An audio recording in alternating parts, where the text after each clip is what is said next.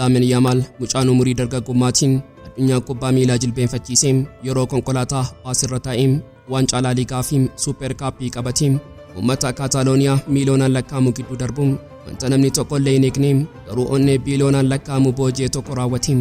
Ija kaameraa idila addunyaa duratti alaabaa Falasxiin ol kaasee mirmirsee. Gochi kun sochii tasaa yookaan miira yeroo gabaabaa hin turre. Hundachee Awurooppaa handhuura ishee keessaa Israa'eliif sagantaa ishee isaa duguuggaa sanyii raawwataniif ergaa ariifachiisaadha. Nuti hin daganne dhaloonni haaraas dhiiga obboloota isaanii hin gurguran jechuun Lamine Yamal onnee Falasxiinotaaf akka dhiiguum dirreetti baase. Tarkaanfiin Lamine Yamal kun Tel-Aviiv handhuura Israa'el keessatti misaa'ela Iraan isaa haayipaarsonikii ta'etti dho'ee jira. Lamine Yamal Akkamitti Israa'el raasee miidiyaaleen Israa'el taatee kanaan maaliif dallanan iccitii jabaa bal'inaan qabannee jirra. Hoogganaan olaanaa Iraan inni haaraan Ayatollah Mujtabaa Khaamene'iin pireezidaantii Tiraampiin manuma isaa keessatti qaanessuuf waa'ee galaana Faarisiif ulaa Hormuz ilaalchisee qabxiilee Istraateejii 10 addunyaatti labsee jira. Gama kaaniin pireezidaantiin Ameerikaa Doonaald Tiraamp gara Chaayinaatti balallii isaa isa jalqabaa taasisaa jira. Daawwannaa Tiraamp gara Beejingitti godhuu dabalatee murtee Mujtabaa Khaamene'ii yoo xumuraatti nu faana turtan bal'inaan ni dhageessu. Qophii keenya laayikii gochuun jalqabaan affeerraa keenya yeroo maraati. Yooyyaa ashama harka fuunee kabajamtoota dhaggeeffattoota keenya kun Oromiyaa 24 Newsdha. Kanneen chaanala YouTube keenyaaf haaraa taatan subscribe gochuun maatii keenya ta'aa. Qophiin keenya namoota hedduu biraa akka ga'uuf like share gochuun waliif qooduun dagatinaa. Haga xumura qophii keenyaatti turtii gaarii.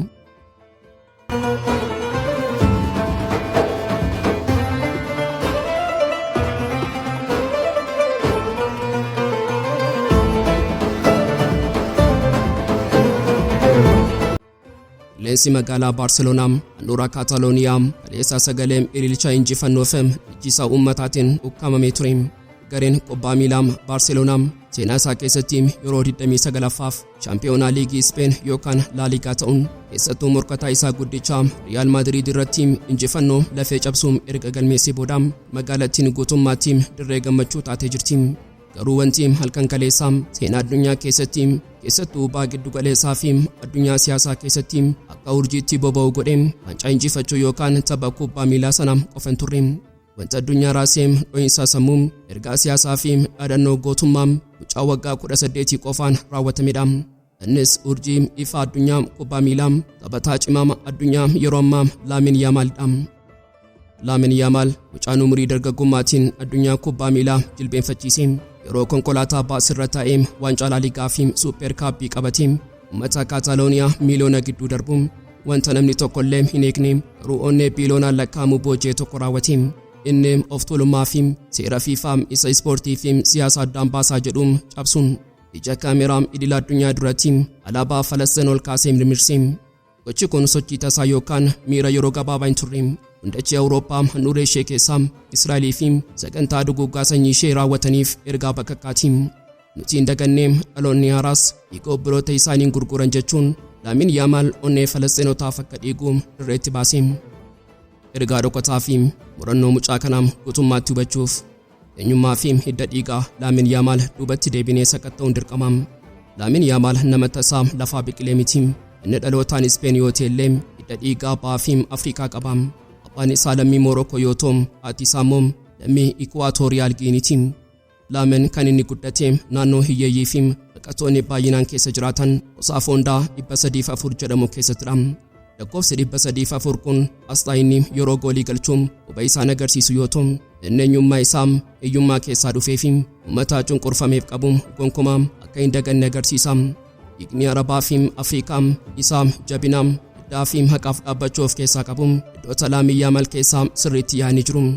Inni kubbaa qofa osoo hin taane dhugaa baratee guddate. Kanaafuu alaabaa Falasxiin yeroo ol kaasu inni dhiiga abboota isaa aadaa warra bahaa fi onnee namoomaatiif dubbataa jira. Tarkaanfiin Lamine Yamal kun Tel-Aviiv fi handhuura Israa'el keessatti akkuma misaa'ela Iraan isaa haayipaarsonikii ta'etti dho'ee jira.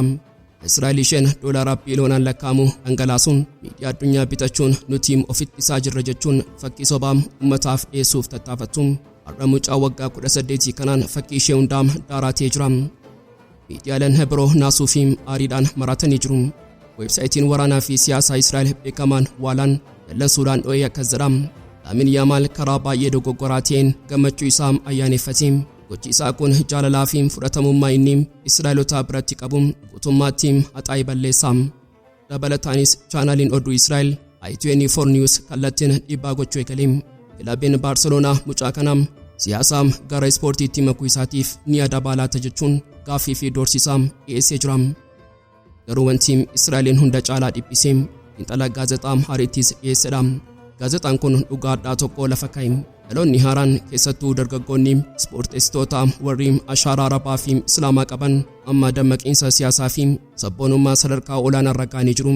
Seerri FIFA yookaan kilaboota isaaniin dhorku. Dhaloonni kun dhimma Falasxiin akka dhimma dhiigaatti ilaalu. Israa'el yeroo kanaan dura namoota gurguddoo fi mootummoota callisiisuu dandeessee jirti. Garuu dhaloota haaraa warra teekinooloojii fi onnee haqaatiin guddachaa jiran kana qaamsoo akka hin dandeenye har'a hubattee jirti. Lamine Yamal qilleensa Awurooppaa fi handhuura kaapitaalizimii keessatti ani doolaara keessaniin hin bitamu jechuun Israa'eliif ergaa qarasee fi caalu dabarsee jira. Murannoon Lamine Yamal kun seenaa gootummaa kanaan dura tokko akka haaromsu taasisee jira. Innis seenaa leencaa warra Masrii Muhammad Abu Xaariqiiti. Abu Xaariq bara 2008 keessa waancaa Afrikaa irratti erga goolii galchee booda uffata isaa ol kaasuun tiishertii Gazaa wajjin dhaabbadha jedhu addunyaatti agarsiisee ture. Abu Xaariqaan yeroo sana of tuulummaa addunyaa dhiyaa cabsee onnee miiliyoonaan lakkaa'amu boojee. Garuu garaagarummaan tokko jira. Abu Xaariqaan gocha kana kan raawwate ardii Afrikaa keessatti yeroo umurii isaa guutuu fi beekamtiin isaa fiixee irra geettidha. Lamine Yamal garuu dachee Awurooppaa keessatti kilaba guddicha addunyaa Baarseloonaa keessatti umurii waggaa 18 qofatti kana godhe. Kun gootummaa daangaa hin qabne kan sodaaf iddoo hin qabnedha. Mee dhugaa kana taatee ammaa wajjin wal biraa qabnu. Lamine Yamal yeroo akkanaa ija jabaatu taphattoonni beekamoon biroo warri dhiiga Arabaa fi Islaamaa qaban kanneen akka Muhammad Salah maal gochaa jiru? Garaagarummaan haqaa fi daldalaaf jiraachuun asirratti ifa. Muhammad Salah inni waggoota dheeraaf Liverpoolii fi Ingilaandi keessatti akka urjiitti faarfamu yeroo dhiigni obboloota isaa dhangala'u jecha tokko dubbachuuf illee doolaara meeqa akka jalaa hir'atu kaampaanii meeqaam ispoonsara isaa akka kukkutu kalkuleeteriin herrega. Inni waa'ee dhiiga daa'immanii dubbachuurraa waajjiraalee beeksisaa fi ilaalcha warra dhiyaa tikfachuuf jecha baay'inaan callisa filata. Garuu mucaan waggaa 18 Lamine Yamal kontiraata inni Naayikii wajjin qabu yookaan beeksisaa doolaara miiliyoonaan lakkaa'amu hin sodaanne. Inni ani duraam ilma namaatiin achii booda taphataadha jechuun dhugaan maallaqaan akka hin gurguramne mirkaneessee jira. Namaam aayiqoonii biizinesiif ta'uuf fiiguu fi nama sagalee dhugaa ta'uuf murteessu gidduu fageenya jiru akka samii fi lafaati. Lamine Yamal waancaa laaligaa qabatee alaabaa Falasxiin mirmirsuun isaa waraana sammuu isa guddaadha. Inni qofaa isaa Israa'el olola miidiyaa waggoota 70 fi jaarratee daqiiqaa tokko keessatti kuffisee jira. Yeroo Israa'el misaa'ela Iraan hordofaa dhiphattu Lamine Yamal ammoo misaa'ela eenyummaa fi haqaam onnee uummata Awurooppaa fi addunyaa keessatti furguggisee jira. Kilabiin Baarseloonaa dhiibbaa Israa'el kanaan Lamine Yamal irratti tarkaanfii fudhataa jedhamee eegamu. Sababiin isaa mucaan kun yeroo ammaa kana onnee fi lubbuu Baarseloonaati. Yoo isa tuqan mormiin addunyaa kilabii kana dhuunfata. Walumaa galatti taateen Baarseloonaa keessatti raawwatame kun waan tokko addunyaatti labsee jira. Israa'el haga fedhe biyyoota gurguddoo siyaasaa fi dinagdee addunyaa to'attus onnee dhaloota haaraa to'achuu hin dandeessu. Lamine Yamal mucaan kun dirree kubbaa miilaa irratti goolii galchuun morkataa hin qabu. Garuu dirree haqaa fi namoomaa irratti alaabaa Falasxiin mirmirsuun goolii seenaa kan Israa'eliif of tuultota warra dhiyaa gootummaatti raasee galchee jira. Ispoortiin siyaasa irraa bilisaa jedhanii warri olola oofan har'a dhugaa tokko hubatanii jiru. Yoo dhiigni dhangala'uu fi dhugaan awwaalamu ispoortiin waltajjiitti sagaleen warra cunqurfamanii addunyaa dhaqqabu ta'a. Lamine Yamal leenca dhaloota haaraa seenaa isaa warqee qofaan osoo hin taane onnee fi dhugaan barreessee Israa'eliif abjuu naasisa haaraa uumee jira. Washington FM Tel-Aviiv waraana kana yeroo gabaabaa keessatti xumuruuf yeroo karoorsan Iraan garuu madaallii waraana kanaa of harkatti galchitee taphacheezii isa hunda caalaa xaxamaa taphachaa jirti. Tarkaanfiiwwan Iraan har'aa bifa lamaan gama tokkoon of eeggannoo qaxalee gama kaaniin ammoo of tuulummaa diinaa jilbeenfachiisuun raawwachaa jirtu. Sammuu peentaagoon guutummaatti burjaajessee jira. Iccitiin inni duraa kan onnee diinaa dhiphisee fi warra dhiyaa raasee gabaasaa basaasaa miidiyaa CBS Ameerikaa irraa beedha. Akkuma beekamu waraana ammayyaawaa keessatti xiyyaarrii fi teekinooloojiin dinagdee biyya tokkooti. Iraan dhukaasa dhaabbiin pireezidaantiin Tiraamp labsame sun yoo akka ta'ee fi yeroo kamiyyuu diigame Ameerikaan boombii roobsuu akka dandeessu dursitee hubattee jirti. Kanaaf osoo Tiraamp minjaala irra taa'ee nagaa lallabuun Iraan qabeenya ishee isa qaalii da'oo diinaa jalaa baasuu eegaltee jirti. Akka ragaaleen ifa godhanitti Iraan xiyyaarota waraanaa fi basaasaa ishee warra hunda caalaa ammayyaa'oo ta'an keessattuu xiyyaara basaasaa elektirooniksii RC-135 jedhamuun daangaa qaxxaamursiisuun buufata waraanaa qilleensaa Nuurkaan kan Paakistaanitti argamu keessaa dhoksitee jirti. Dhimma biraatiin xiyyaarota siviilee fi daldalaa gurguddoo kan kaampaanii Mahan Air gara buufataalee xiyyaaraa Kaabulee fi Heeraat kanneen Afgaanistaan keessa jiranitti baqachiistee jirti. Tarkaanfiin kun sodaa yookaan baqachuu osoo hin taane herrega waraanaa isa olaanaadha. Iraan meeshaa ishee gatii qaalii dho'insa Ameerikaa jalaa baasuun diinni yoo samii ishee seeniyyuu lafa duwwaa akka rukutu gochaa jirti. Ministeerri dhimma alaa Paakistaaniif dubbimaan Xaalibaan oduu kanaan haaluuf yaalanis addunyaan dhugaa kanaan akka haguuggii dippiloomaasii qofaatti ilaalti. Waashingten keessatti qondaaltonni Ameerikaa dhukaasa dhaabbii kanaan kutaa wal'aansaa tattamaa keessa akka jiru ibsuun Iraan ammoo haala kana dursitee beekuun madaallii waraanaa ishee naannicha keessatti facaastee of eegdi. Garuu wanti hunda caalaa addunyaan asisee fi madaallii ba'aa giddugaleessaa gootummaatti garagalche tarkaanfii Iraan isa lammaffaati. Osoo harka tokkoon qabeenya ishee balaarraa oolchitu harka kaaniin ammoo morma Ameerikaa hudhuuf ulaagaa sibiilaa lafa keessee jirti. Hoogganaan olaanaa Iraan inni haaraan Ayatollah Mujtabaa Khaamene'ii pireezidaantii Tiraampiin manuma isaa keessatti qaanisuuf waa'ee galaana Faarisii fi ulaa Hormuz ilaalchisee qabxiilee Istraateejii 10 addunyaatti labsee jira. Labsiin Mujtabaa kun barreeffama siyaasaa idilee miti. Inni heera waraanaa haaraati. Qabxiilee 10 kana keessatti kan onnee Ameerikaa cabsuun inni dura jeequmsaa fi shororkaa ba'aa giddugaleessaa qubannaa Ameerikaati. Mujtabaan of tuulummaa Ameerikaa kuffisuun buufataaleen waraanaa Ameerikaa kanneen biyyoota Arabaa keessa jiran ofii isaaniif iyyuu of eeguu danda'an akkamitti isin eegu jechuun hooggantoota Arabaatiifis ergaa qaraa dabarsi. Wanti dinagdee addunyaa raasaa jiru garuu dhimma ulaa Hormuz irratti murtii ni dabarsedha. Mujtabaan murannoo guutuun amma booda ulaa Hormuz bulchiinsa haaraa Iraan jalatti faaraan to'atama jedha. Kana jechuun Iraan ulaa Hormuz akka madda dinagdee fi meeshaa dhiibbaa biyyaalessaatti fudhatteetti jechuudha.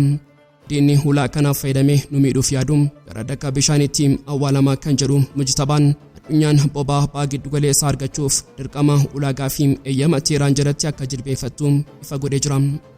Tarsiimoon Mujtabaa kun injifannoo waraanaa qofa osoo hin taane injifannoo dinagdeeti. Iraan ulaa Hormuz irratti kellaa dhaabuun yookiin dooniiwwan daldalaa biyyoota ishee deeggaranii qofa dabarsuun uummata Iraaniif badhaadhina dinagdee fiduuf murteessee jirti. Tiraamp gurgura galaana nan labsaa jedhee yeroo dhaadatu Mujtabaan ammoo ofii isaatiin ulaa Hormuz dhuunfatee ana malee eenyutu asiin qaxxaamura jechuun Ameerikaa dura dhaabbatee jira. Pireezidaantiin Ameerikaa Doonaald Tiraamp namicha of tuulummaa fi dhaadannoo waraanaatiin masaraa Waayit Haawus keessaa iyyuu har'a morma isaa gadi qabatee akkuma namicha mo'amee fi dhiphatee gara jawwee ba'aa Chaayinaatti balalliisaa isa jalqabaa taasisaa jira. Daawwannaan Tiraamp gara Beejingitti godhu kun daawwannaa michummaa yookaan injifannoo miti. Inni akkuma waraabessi madaa'ee diina isaarraa eegumsa barbaadutti abjuu isaa fashalaa'eef furmaata kadhachuuf kan deemudha. Ba'aa giddugaleessaa keessatti Tiraamp Iraaniin daaraa godhaa lafarraa nanaxaa jechuun waraanaa aarii seena qabeessaa banee garuu ji'oota lamaan darban keessatti Iraan jilbeenfachuu diddee misaa'ela ishee haayipaarsonikii fi dirooniiwwan isheetiin buufataalee Ameerikaa daaraa gootee of tuulummaa Peentaagoon kuffistee. Wanti hunda caalaa Tiraampiin morma hudhee garuu Iraan ulaa Hormuz isaa dhiigni dinagdee addunyaa keessa darbuun gootummaatti cufuu isheeti. Tiraamp meeshaa waraanaa isaa fixatee Iraaniin mo'achuuf yeroo dadhabu marii nagaa kadhate. Iraan garuu hanga uggurri ka'uu fi madaalliin keenya eegamutti waraanni kun hin dhaabbatu jechuun balbala isheetti cufte. Har'a Tiraamp Beejingin yeroo seenu Iraan ergaa qaraatee isaaf ergitee jirti. Gorsaan hoogganaa olaanaa Iraan yaa Tiraamp Iraanin dadhabsiisneerra jechuun of gowwoomsite. Akkuma namicha injifateetti Beejingin akka hin seenne ati mo'amtee yoo keenya keessa seenteetta jechuun kabaja Ameerikaa addunyaa duratti salphise. Chaayinaan yeroo Tiraamp karaan itti cufamee dhufee balbala ishee rurrukutu ofitti amanamummaa guutuun akkuma gooftaatti isa eegaa jirti. Pireezidaantiin Xi Jinping kiyyoo Tiraamp ofii isaatiin xaxee keessa seene kana sirriitti hubatee jira. Chaayinaanis boba'aa ulaa Hormuz Iraan irraan dhufuu waan barbaaduuf cufamuun ulaa kana isheettis dhiphina uumee jira. Garuu isheen waraana hin banne Iraaniinis hin tuqne. Kanaafuu Xi Jinping Tiraampiin akkas jechuuf eegaa jira. Ulaa Hormuz akka Iraan bantuu siif gochuu nan danda'a garuu kaffaltiin isaa qaaliidha. Kaffaltiin Chaayinaan Tiraamp irraa feetu maali? Inni doolaara miti, inni dachee fi barmadummaadha. Chaayinaan waraana Iraan kana siif qabbaneessuu fi boba'aa addunyaa siif gadi lakkisuuf ati immoo dhimma Taayiwaan keessaa harka kee baasuu qabda. Taayiwaaniif meeshaa waraanaa gurguruu dhaabuu qabda jechuun ulaagaa dhiyeessiti. Tiraampiin dhiphina enerjii addunyaa fi kufaatii dinagdee ofiisaatiin aaraa jiru. Murtii kana fudhachuuf dirqamuu danda'a. Kunis Ameerikaan baha giddu galeessaa keessatti nagaa argachuuf jecha michoota ishee warra Eeshiyaa aarsaa gootii kan jechisiisudha. Kufaatiin Ameerikaa as qofatti hin dhaabbanne. Waraanni Tiraamp Iraan irratti banee dinagdee addunyaa waan hudheef michoonni Ameerikaa warri Eeshiyaa kanneen akka Taayilaand Tiraamp irraa abdii kutachaa jiru. Isaan Ameerikaan nageenya nuuf eeguu dhiisii ofii isheetiif waraana ofiitti fiddee dinagdee keenya digdee jechuun eegumsaa fi nageenya dinagdeetiif gara harka Chaayinaatti ba'aa jiru. Chaayinaan waraana tokko malee meeshaa dinagdeetiin Tiraampiin jilbeenfachiistee gibira kafalchiisaa turte. Har'as dhiphina waraanaa Iraan kanaa akka meeshaatti fayyadamtee olaantummaa addunyaa yookaan global hegemonii Ameerikaa irraa fudhachaa jirti. Egaan kabajamtoota dhaggeeffattoota Oromia 24 News guyyaa irraaf qabannee dhiyaannee asumarratti goolama. Kanneen chaanala YouTube keenya Har'a taatan subscribe gochuun maatii keenya ta'aa. Qophiin keenya namoota hedduu bira akka ga'uuf like share gochuun waliif qooduun dagatinaa. Xumuraatti waan nu faana turtaniif galatooma.